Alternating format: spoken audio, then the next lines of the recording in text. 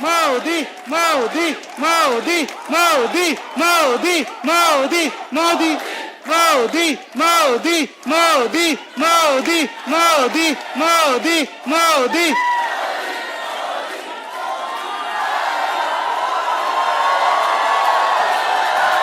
Vande, Vande, Vande, Vande, Vande, Vande, Vande, Vande.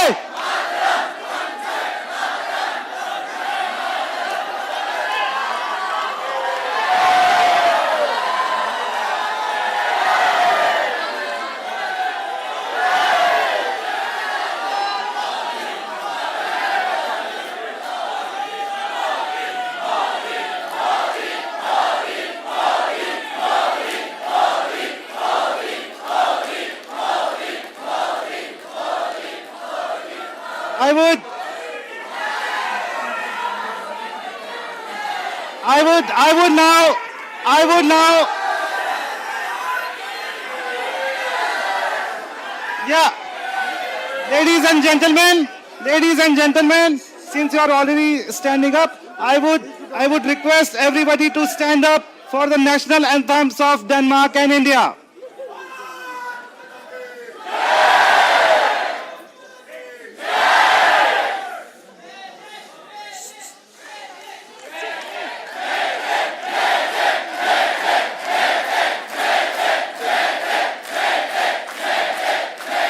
Yeah, kindly stand up and kindly be quiet. Yep, national anthems of both Denmark and India are about to start. Kindly be quiet and respect the national anthems, please. Yep.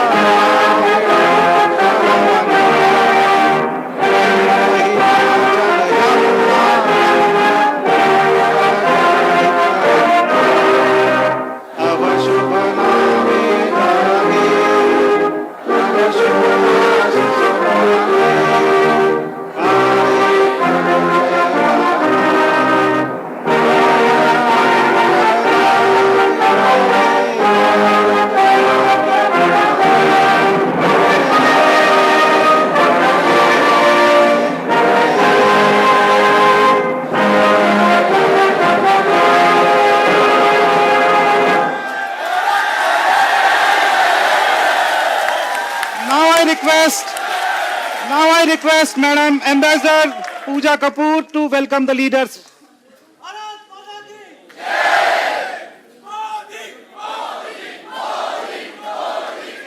Kindly be seated. माननीय प्रधानमंत्री जी, हमारे ओजस्वी, तेजस्वी और अति लोकप्रिय प्रधानमंत्री जी, यहाँ उपस्थित विशेष अतिथिगण, भारतीय समुदाय और हमारे डेनिश मित्रों की ओर से मैं आपका हार्दिक स्वागत और अभिनंदन करती हूँ।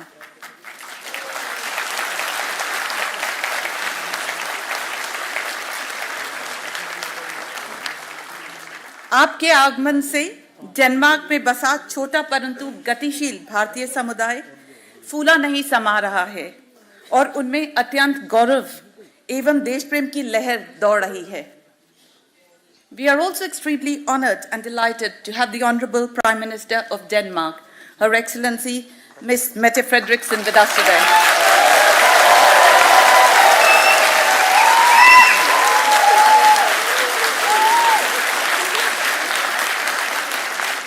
A very warm welcome to you, Madam Prime Minister, from the vibrant Indian community in Denmark.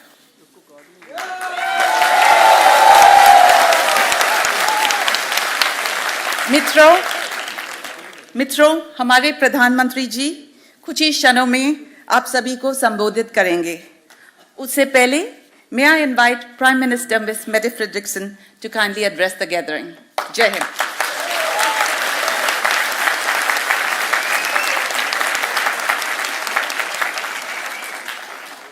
Thank you so much, and I have to say that you really know how to welcome a politician. Please teach the Danish population how to do it.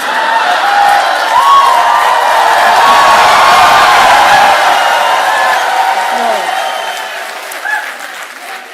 First of all, I would like to say it's a great pleasure to be here today with you.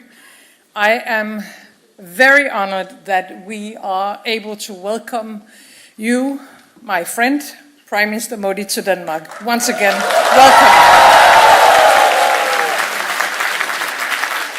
And I am also very happy that we are with all of you this afternoon, because I think together today we show how strong ties we have, ties of friendship, of families, and all this is not least because of all of you.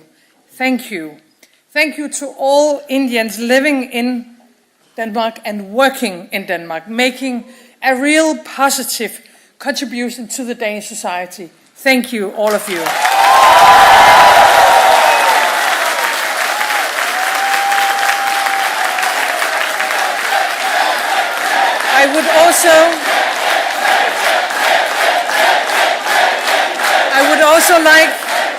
I would also like,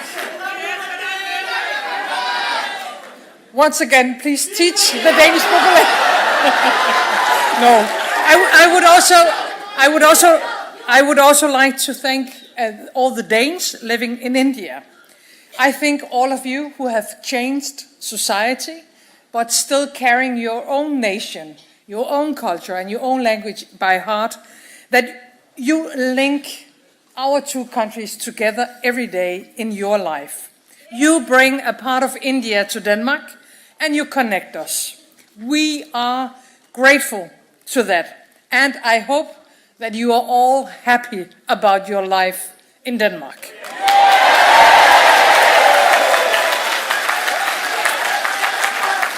I would also like to say that now, 2 years ago, Prime Minister Modi and I agreed on a green strategic partnership between India and Denmark, the first of its kind for both of our countries. It is quite amazing for a small country like ours, Denmark, that we are the first country to have a green strategic partnership with the great India.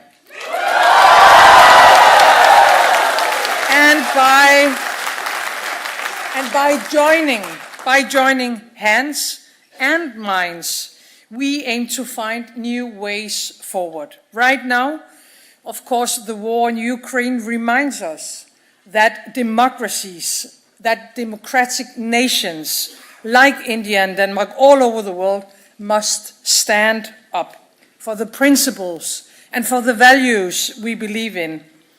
And we also need to stand very closely together when it comes to combat the climate crisis. Our green strategic partnership is a very important tool to do just that. Together we pave the way, India and Denmark, for green transition and for energy independence. Green growth, green jobs, new opportunities for all of us, a just future for all. We have already taken the first important steps, but the potential for India and Denmark is huge. I truly hope and I truly believe that this partnership will bring us even closer together. So first of all, a very warm welcome to Denmark. Thank you for allowing me to participate this afternoon, and please allow me now to introduce my friend, Prime Minister Modi.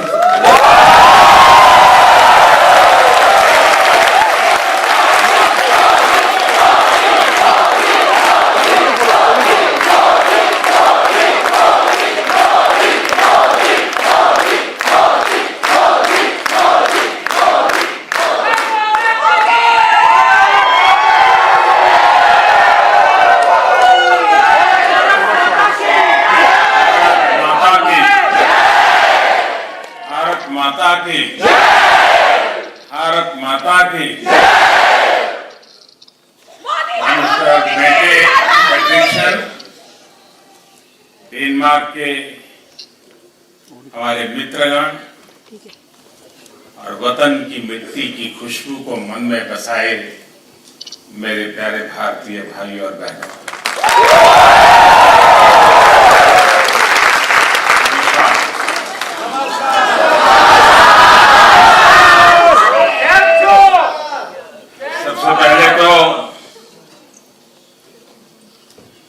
मैं Denmark के प्रधानमंत्री जी का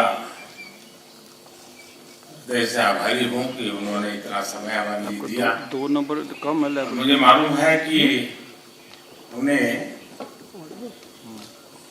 अगले काम के लिए, कार्यक्रम के लिए बीच में से निकलना पड़ेगा। मैं उनसे भी आग्रह करूंगा कि आप संकोच मत कीजिए। अगर मेरा थोड़ा लंबा चल जाए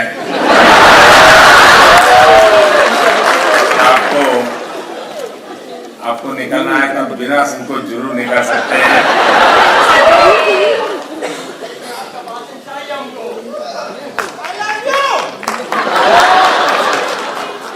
आप लोगों ने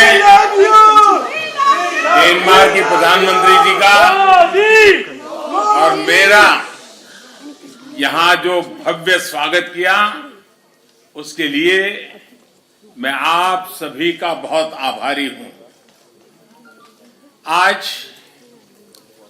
प्रधानमंत्री फेडरेशन का यहां होना इस बात का प्रमाण है कि भारतीयों के प्रति उनके दिल में कितना प्यार और सम्मान है।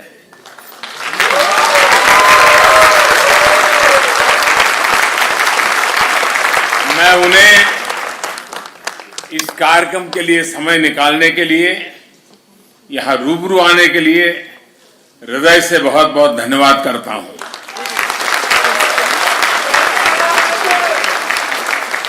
साथियों, कोरोना के कारण बहुत समय तक सभी की लाइफ एक तरह से वर्चुअल मोड में ही चल रही थी। अब ऑनलाइन से हमें ऑफलाइन जाना है, और हकीकत ये भी है कि ऑफलाइन ही लाइफलाइन है।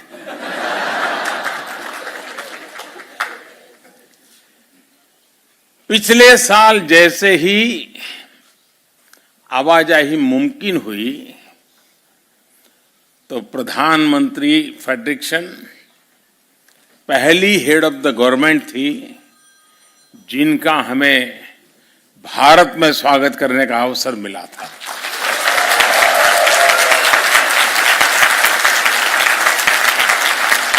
ये भारत और डेनमार्क के मजबूत होते संबंधों को दिखाता है।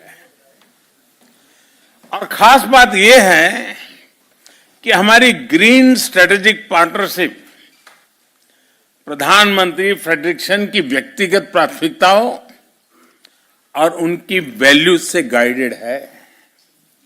आज उनके साथ मेरी जो चर्चा हुई है, उससे दोनों देशों के संबंधों को नई ताकत मिलेगी, नई ऊर्जा मिलेगी। यहां आपसे बातचीत के बाद मैं हर मैजेस्टी क्वीन ऑफ डेनमार्क से मिलने जाऊंगा। कल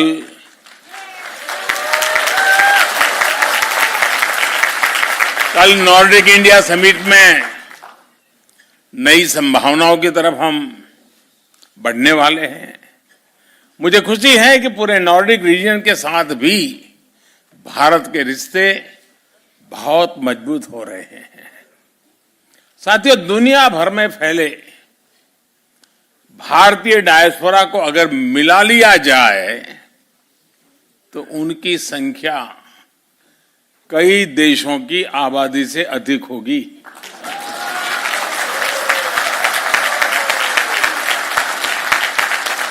उनका पहनावा, खान पान भले ही अलग अलग हो, लेकिन हमारी सोशल हार्मनी, वननेस और को एग्जिस्टेंस की जो वैल्यूज सभी भारतीयों में एक समान है और यही हमारी ताकत है।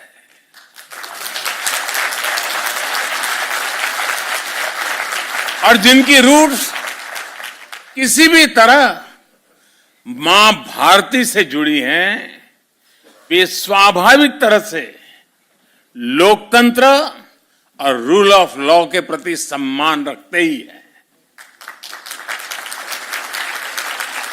एक भारतीय दुनिया में कहीं भी जाए, वो अपनी कर्मभूमि के लिए, उस देश के लिए पूरी ईमानदारी से कंट्रीब्यूट करता है।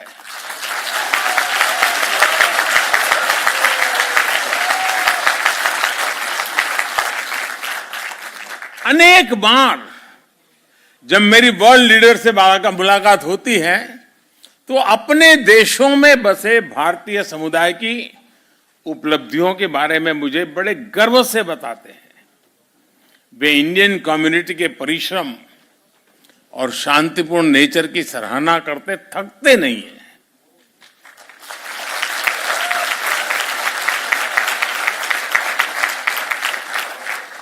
और इसके लिए धन्यवाद का हकदार मैं नहीं, आप सब हैं।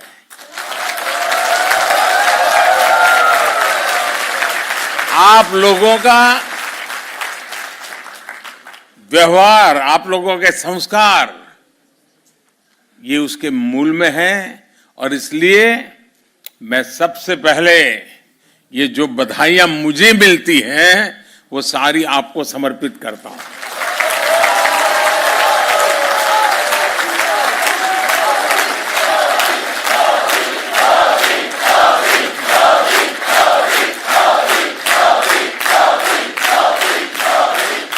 इंक्लूसिवनेस और कल्चरल डाइवर्सिटी, विविधता, विशेषता भारतीय समुदाय की ऐसी शक्ति है जो हम सबको प्रतिपल जीवंतता का एहसास कराती है। हजारों वर्षों के कालखंड ने इन वैल्यूज को हमारे भीतर विकसित किया है। आप यहां डेनमार्क में ही देखिए, भारत के अलग अलग राज्यों से लोग यहां आए हैं, बसे हैं। कोई तेलुगु बोलता है, कोई पंजाबी, कोई बांग्ला आणि कोई मराठी आणि કેટલા કેમ છો गुजराती।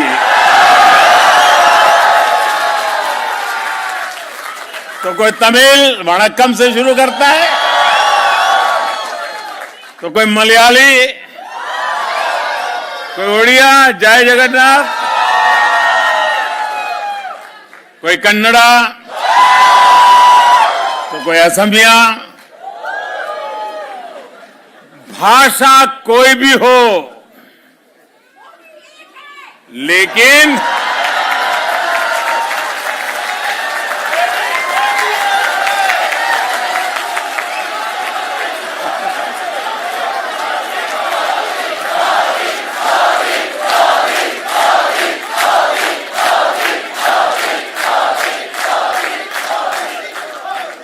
भाषा अनेक, भाव एक।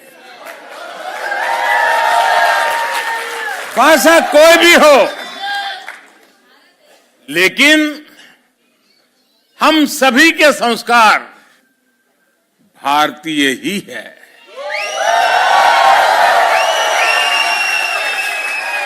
हमारी खाने की थाली बदल जाती है, टेस्ट बदल जाता है, लेकिन स्नेह से बार बार आग्रह करने का भारतीय तरीका कभी नहीं बदलता है। और हमें मालूम है कुछ लोगों को तो आग्रह करने का ऐसा स्वभाव होता है कि नमक के लिए भी कर देते हैं।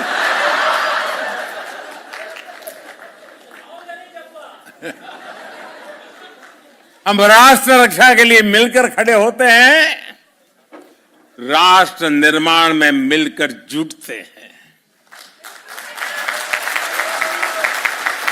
भारतीयता सबका साथ, सबका और सबका। अब देखिए घर घर बात पहुंच चुकी है और डेनमार्क में भी गूंज रही है। सबका साथ, सबका विकास, सबका विश्वास और सबका प्रयास,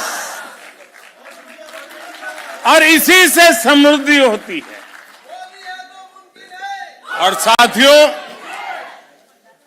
वसुधैव कुटुंबकम यानी वन वर्ल्ड, पूरा विश्व एक परिवार, हमारा ये कंसेप्ट व्यापार कारोबार की अवधारणा से भी बहुत विस्तृत है, बहुत व्यापक है, बहुत गहरा है, हिमालय से भी ऊंचा है।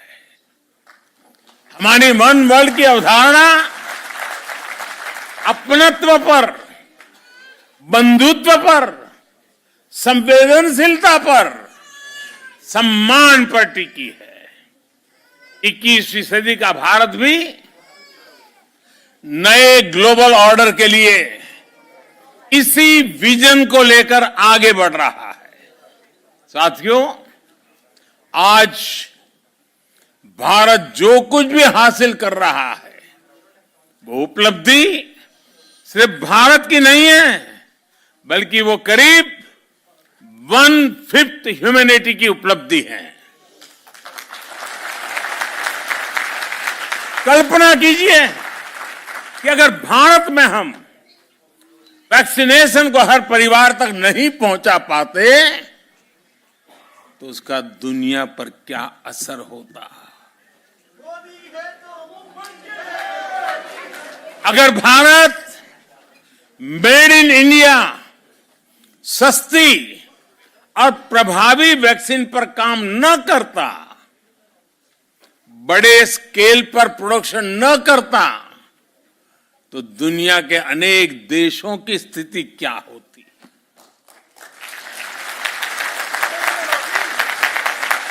भारत जब अपने नागरिकों को गरीबी से बाहर निकालता है तो दुनिया से गरीबी कम होती है। भारत में जब गरीब को housing, sanitation, clean drinking water, free health care, financial inclusion, ऐसी जब अनेक सुविधाएं मिलती हैं तो इससे दुनिया के अनेक देशों को एक नया विश्वास मिलता है।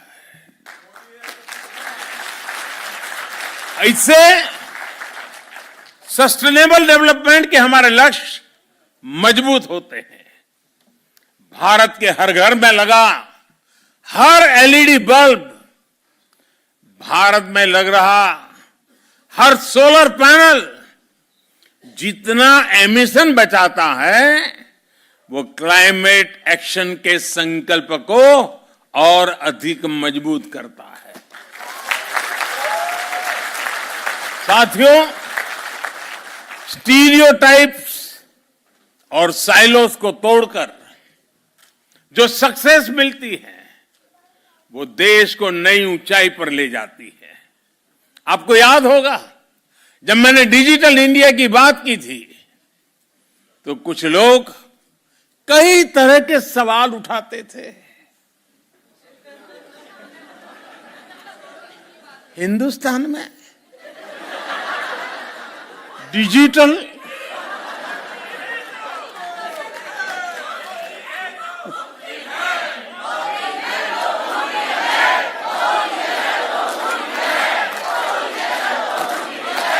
न जाने ऐसे सवाल पूछते थे, लेकिन आज मैं कहना चाहता हूं दोस्तों, 5-6 साल पहले हम पर कैपिटा डेटा कंजम्पशन के मामले में दुनिया के सबसे पिछड़े देशों में से एक थे।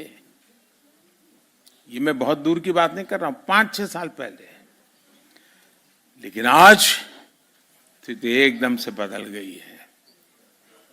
अनेक बड़े देश मिलकर जितना per capita mobile data consume करते हैं उससे ज्यादा हम भारत में करते हैं। सबसे बड़ी बात यह है कि आज जो भी नया यूजर जुड़ रहा है वो शहरों से नहीं है, दूर सुदूर जंगलों में रहने वाले भारत के छोटे छोटे गांव है दोस्तों।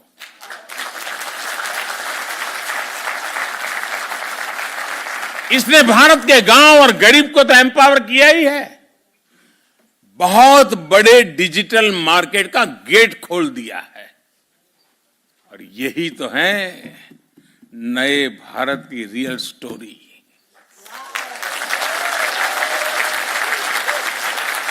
देश का मिजाज कैसे बदलता है इसका एक और उदाहरण मैं आपको बताना चाहूंगा। यह हमारी आजादी का 75वां साल है। लगभग 75 महीने पहले, 75 मंथ्स पहले की बात मैं कर रहा हूं, हमने स्टार्टअप इंडिया कार्यक्रम शुरू किया था। तब स्टार्टअप इकोसिस्टम के रूप में दुनिया में भारत की कोई गिनती ही नहीं थी, नाम कहीं उल्लेख ही नहीं होता था। आज हम यूनिकॉर्न्स के मामले में दुनिया में नंबर 3 पर खड़े हैं।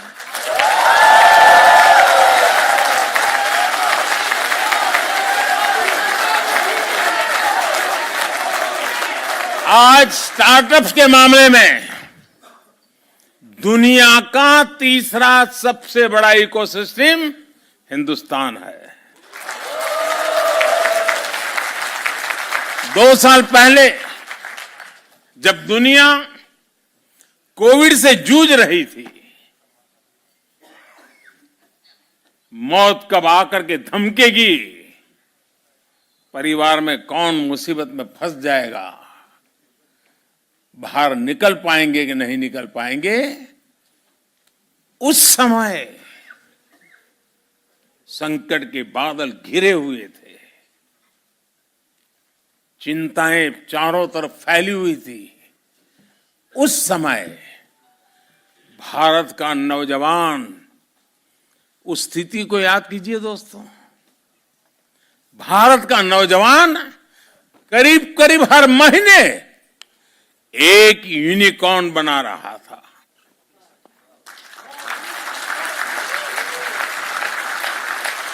– 2021 में तो ये स्पीड और बढ़ गई और 8-10 दिन में ही वो यूनिकॉर्न बनाने लग गया। और इस साल के शुरुआती 2022 के शुरुआती 3 महीने में तो हर हफ्ते एक यूनिकॉर्न भारत में तैयार हुआ।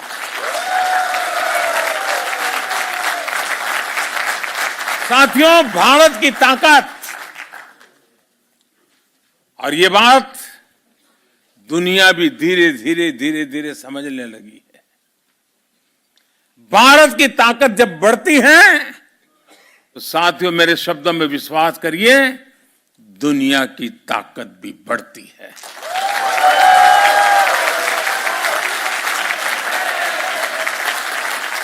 फार्मेसी ऑफ द वर्ल्ड, इस भूमिका में भारत ने मुश्किल समय में पूरी दुनिया का साथ दिया है।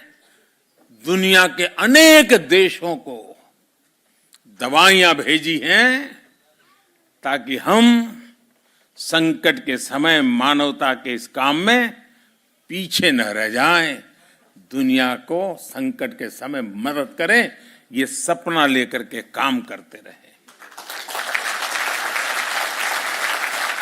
भारत जब फूड ग्रेन्स के मामले में आत्मनिर्भर हुआ है तो दुनिया को भूखमरी से बचाने के लिए खुले दिल से ऑफर कर रहा है।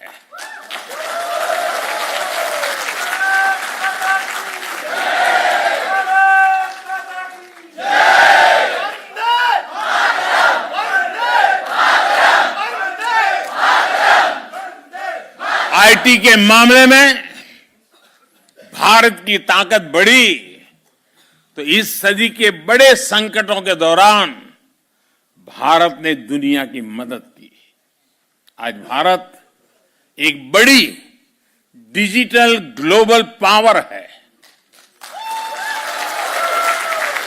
लेकिन इसको भी हमने अपने तक सीमित नहीं रखा है, बल्कि दुनिया के साथ हम शेयर कर रहे हैं।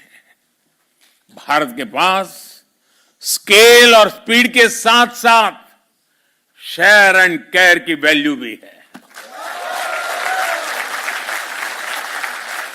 इसलिए ग्लोबल चैलेंजेस से निपटने के लिए भारत की कैपेसिटी में इन्वेस्ट करना वो सिर्फ भारत के लिए नहीं, दुनिया के लिए भी भलाई का काम है, दुनिया के हित में है। भारत की आत्मनिर्भरता में एक सशक्त ग्लोबल सप्लाई चेन का भविष्य जुड़ा है। वैश्विक सप्लाई चेन्स में भारत एक ट्रस्टेड और रिलायबल पार्टनर बन रहा है। साथियों, दुनिया को बेहतर बनाने के लिए भारत और डेनमार्क की साझेदारी बहुत अहम है। विशेष रूप से क्लाइमेट चेंज से जुड़ी हमारी चिंताएं भी और हमारे संकल्प भी साझा है। क्लाइमेट को जो नुकसान हुआ है उसमें भारत की भूमिका बहुत नगण्य है। दुनिया को तबाह करने में हिंदुस्तानियों की कोई भूमिका नहीं। हम तो वो लोग हैं जो पौधे में भी परमात्मा देखते हैं।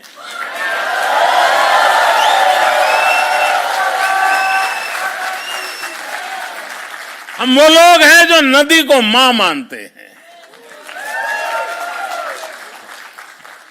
Thank you excellency.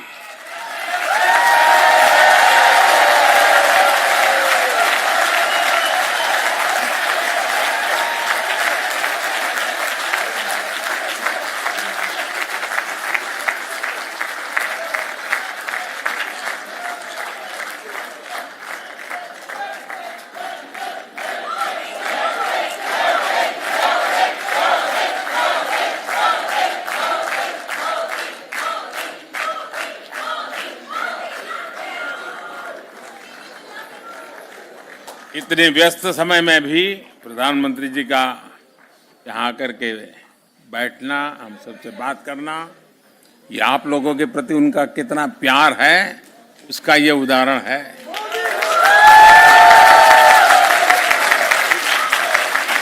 साथियों, मैं आपसे जो बता रहा था कि हम जो भी अच्छा करने का प्रयास कर रहे हैं उससे दुनिया लाभान्वित होती है, लेकिन दुनिया की भलाई के देखते हुए भारत ने वर्ष 2070 तक, जैसा मैंने कहा, हमने दुनिया में इस प्लेनेट को, इस पृथ्वी को बर्बाद करने में हिंदुस्तानियों का कोई रोल नहीं है, हिंदुस्तान का कोई रोल नहीं है। उसके बावजूद भी भारत ने वर्ष 2070 तक नेट जीरो का संकल्प लिया है। भारत दुनिया के उन चंद देशों में है जो इस दिशा में किए गए अपने कमिटमेंट को समय से पहले पूरा कर रहा है। नॉन फोसिल सोर्सेज से 40% इंस्टॉल्ड कैपेसिटी का जो लक्ष्य हमने रखा था, और लक्ष्य में हमारा डेडलाइन था 2030। अभी तो 2030 काफी दूर है, लेकिन उस काम को हमने 9 साल पहले ही पूरा कर लिया जी।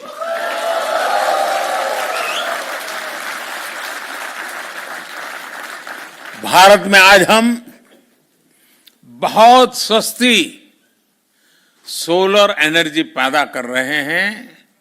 उसकी पर यूनिट कीमत सिर्फ 2.5 रुपये है, यानी 3 यूरो सेंट से कम भी कम।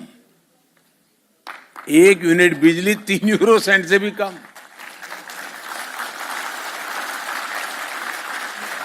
और हमारी कोशिश है कि उसको हम 2.5 रुपये से और नीचे ला करके 2 रुपये तक ले जाने की कोशिश कर रहे हैं।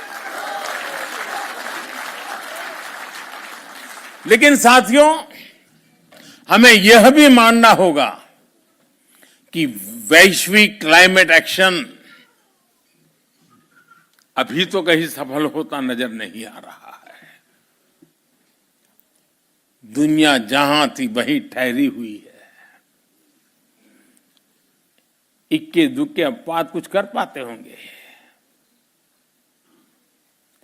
लेकिन हम कर पा रहे हैं। इसका कारण क्या है?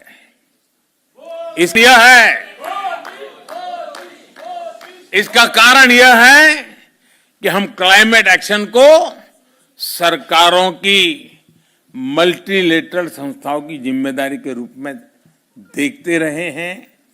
जब तक सोसाइटी इससे जुड़ा महसूस नहीं करेगी, मोदी मोदी करने से नहीं होता है।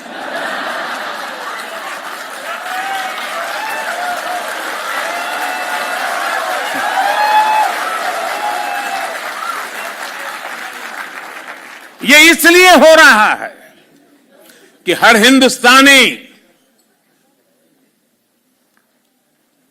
वचनबद्ध होकर के, संकल्पबद्ध होकर के खुद से जो हो सकता है करता है। और जब हर व्यक्ति इसे खुद का दायित्व मानता है तो लक्ष्य से हम कभी दूर नहीं रहते दोस्तों। और आज हिंदुस्तान इसलिए कर पा रहा है।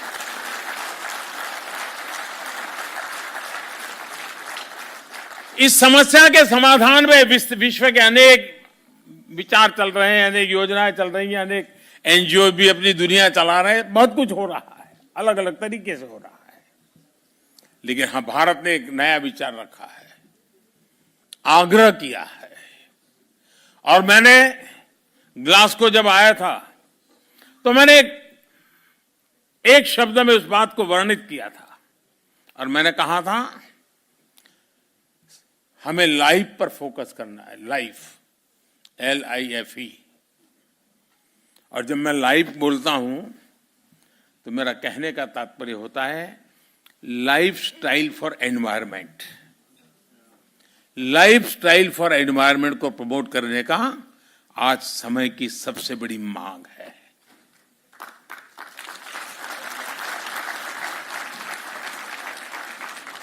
कंजम्पशन ओरिएंटेड अप्रोच, इससे बाहर निकलना बहुत जरूरी है। यूज एंड थ्रो वाला माइंडसेट प्लेनेट के लिए नकारात्मक है। हम कितना यूज करते हैं ये पॉकेट की साइज से नहीं बल्कि जरूरत से तय हो।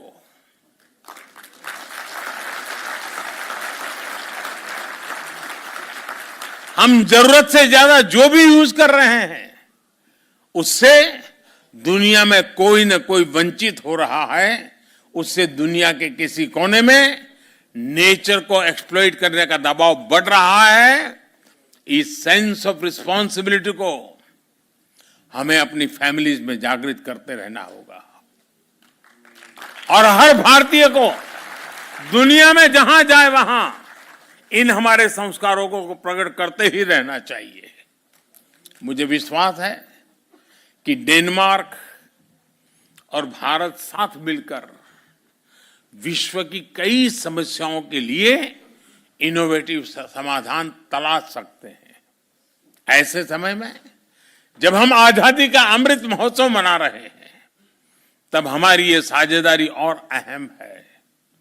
डेनमार्क भारत के व्हाइट रिवॉल्यूशन में हमारे साथ था, अब हमारे ग्रीन फ्यूचर में हमारा मजबूत साझेदार बन रहा है।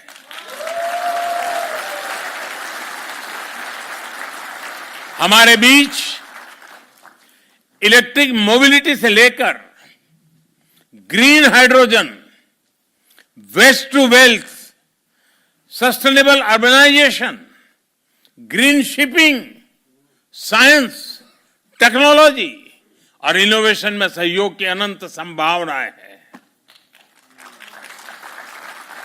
जैसा मैंने पहले कहा, आज भारत सोलर और विंड एनर्जी का दायरा बढ़ाने के लिए व्यापक काम कर रहा है।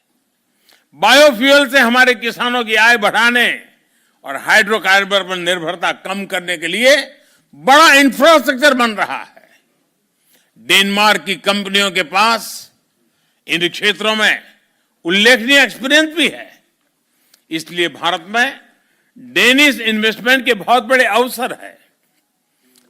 आप में से कई लोग डेनमार्क की बड़ी बड़ी कंपनियों में काम कर रहे हैं। आप अपने डेनिश मित्रों को, अपने कलीग को भारत में मौजूदा अवसरों के बारे में जरूर बताएंगे ना?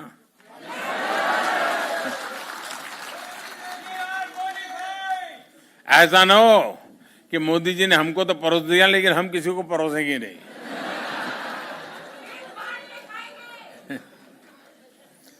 साथियों, यहां कोपेनहेगन यूनिवर्सिटी में विश्व प्रतिष्ठित नील बोर इंस्टीट्यूट है।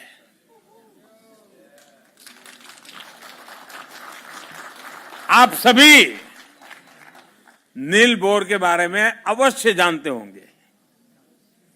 फंडामेंटल फिजिक्स के इतिहास में वे सबसे इलस्ट्रियस व्यक्तियों में से एक है। उनकी इंटेलेक्चुअल उपलब्धियों के अलावा नील बोर इसलिए भी सम्मानित है क्योंकि उन्होंने अपने समय में कई टॉप साइंटिस्ट का जीवन बचाया था।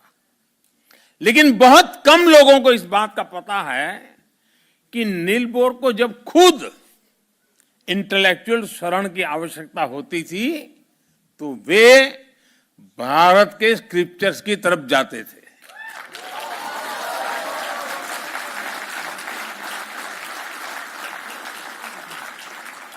उनका यह वाक्य बहुत प्रसिद्ध है और वो कई बार उसका उल्लेख करते थे। I go to the Upanishad to ask questions.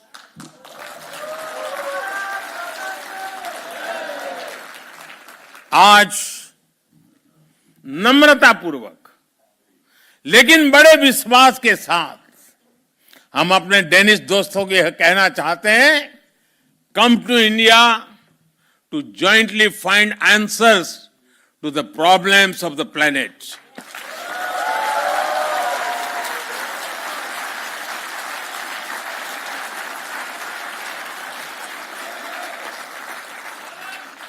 साथियों, जब मैं आपके बीच में आया हूं और मेरे ये डेनमार्क की पहली विजिट है,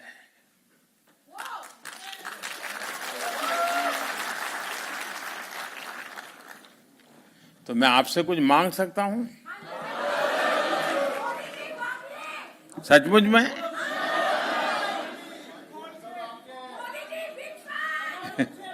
अब मैं मांगूंगा और आप मानेंगे नहीं तो?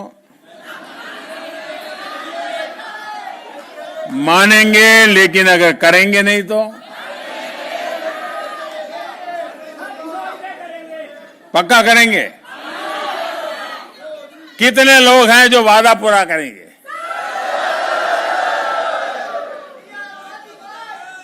ये आजादी का अमृत महोत्सव चल रहा है, आजादी के 75 साल है। इस अमृत महोत्सव से शुरू करना है, कौन मानते हैं?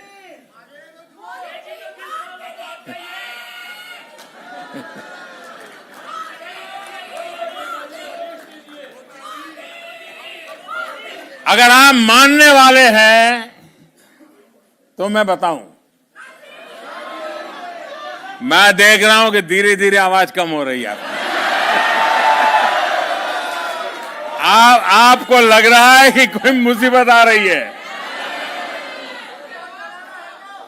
ऐसा ही हो रहा है ना?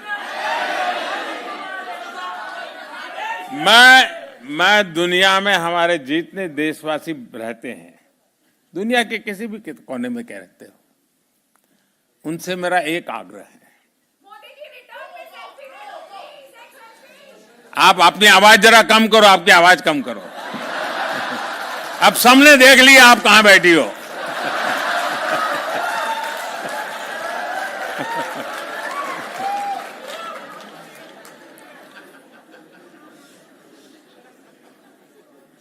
मुझे कोई बहुत बड़ा गंभीर बात बताने वाला नहीं, बस सामान्य बात है, बहुत छोटी। करेंगे? पक्का करेंगे? वादा निभाएंगे? देखिए, भारत इतना महान देश है, भारत के प्रति हम लोग इतना गर्व करते हैं। आप कम से कम हर वर्ष 5 नॉन इंडियन फ्रेंड्स, इंडियन नहीं, 5 नॉन इंडियन फ्रेंड्स को हिंदुस्तान देखने के लिए भेजने का काम कर सकते हैं, उनको प्रेरित कर सकते हैं।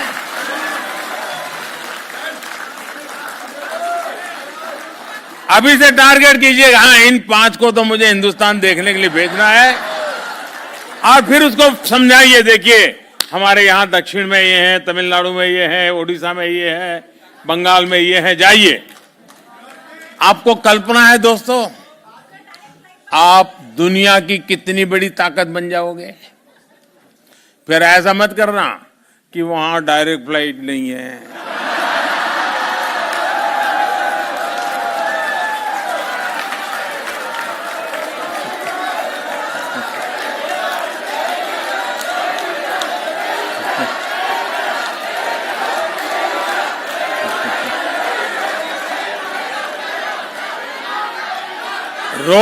रोना धोना करने वालों का एक काम नहीं है जी।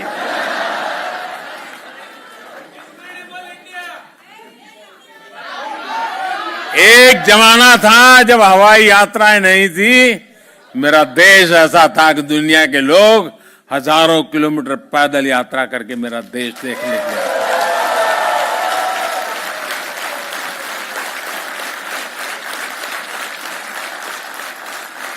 हमें ये फिर से ये वातावरण बनाना है, और आप देखिए, देखते ही देखते दुनिया के लिए एक ही डेस्टिनेशन बन जाएगा, चलो India.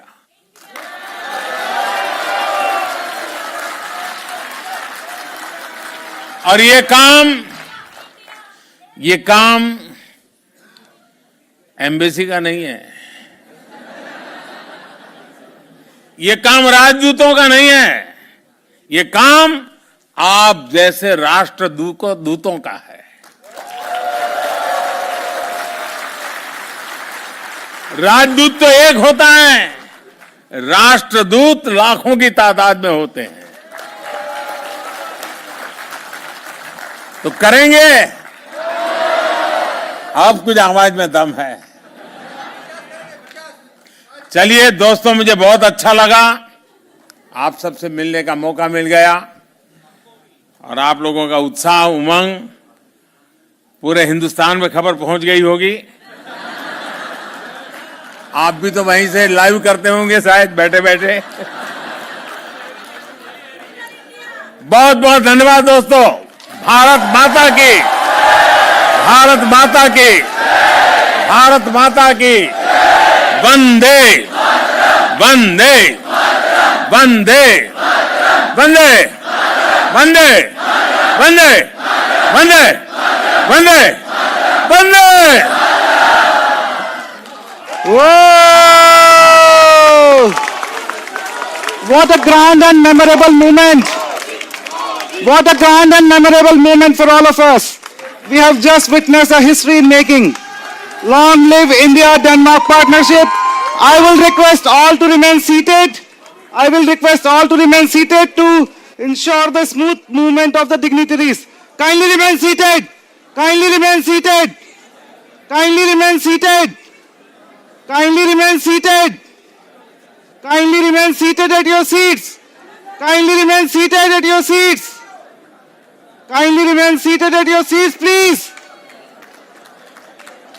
Kindly remain seated at your place.